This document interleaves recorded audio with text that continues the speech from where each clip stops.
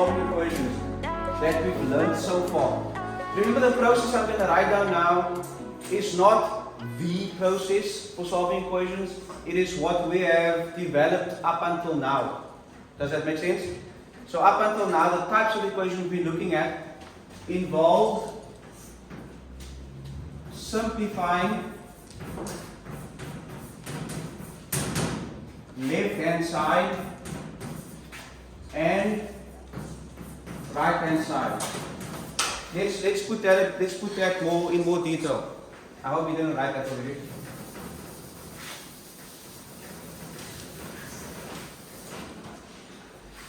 Let's be more specific.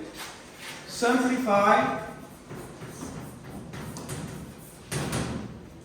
the expressions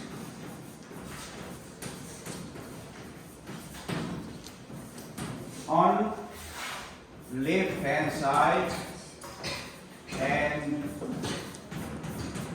right hand side, if necessary. Okay? Then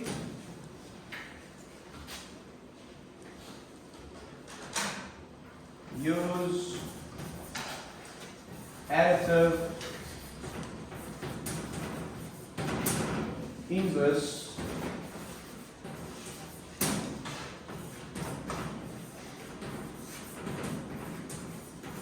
operations if necessary. Then use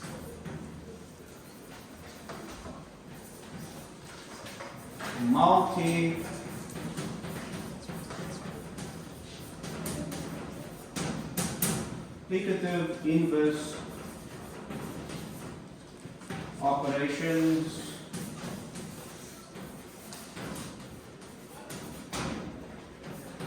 to do what? Why do we use multiplicative inverse operations? Usually to make the coefficient of the variable 1.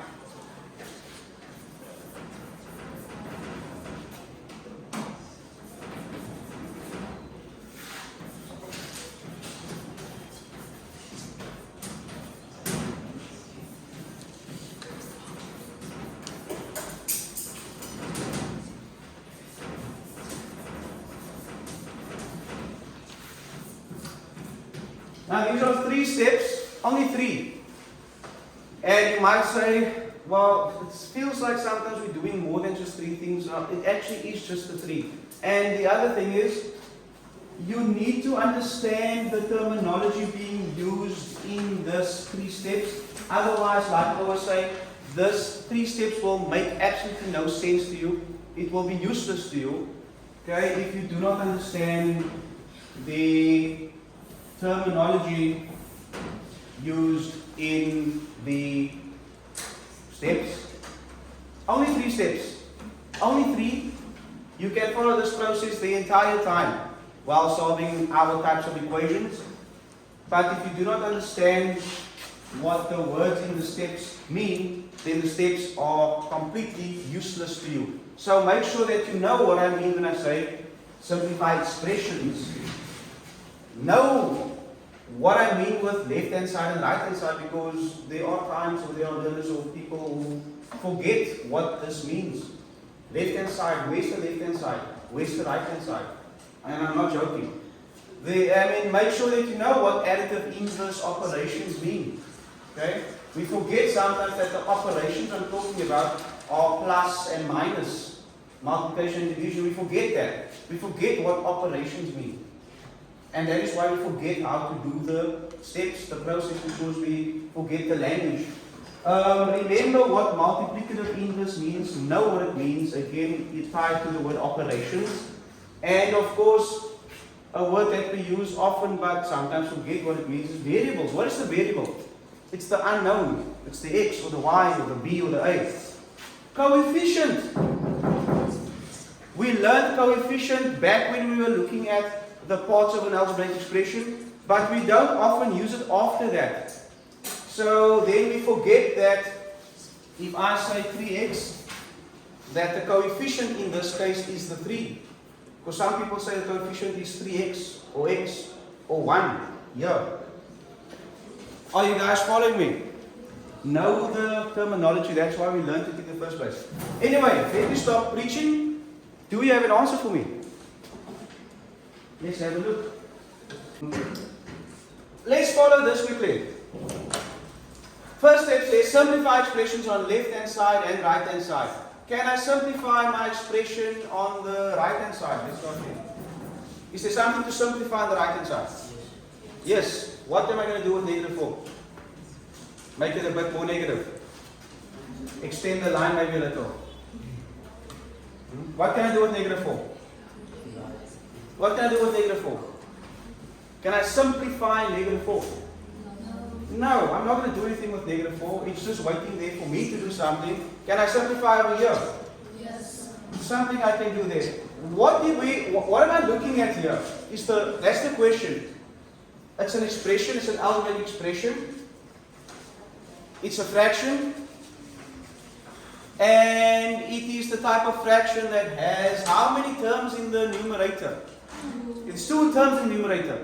Right? It's separated by a minus sign. And we've learned how to deal with this kind of fraction that shares the same denominator. Remember? It's a polynomial divided by a monomial.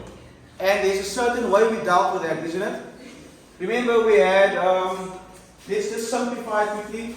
A plus B plus C, let's say over 2, right? We would say then, okay, I've got 3 terms in my numerator sharing the same denominator, so I can split them.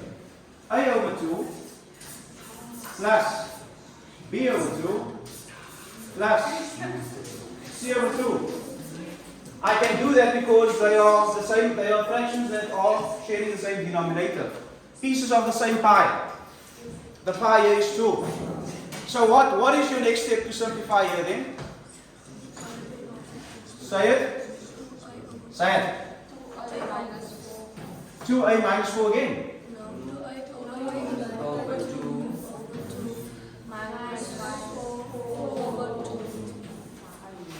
Okay, so now we're getting somewhere, right? What happens here now? 2 divided by 2 is 1, so I'm left with a.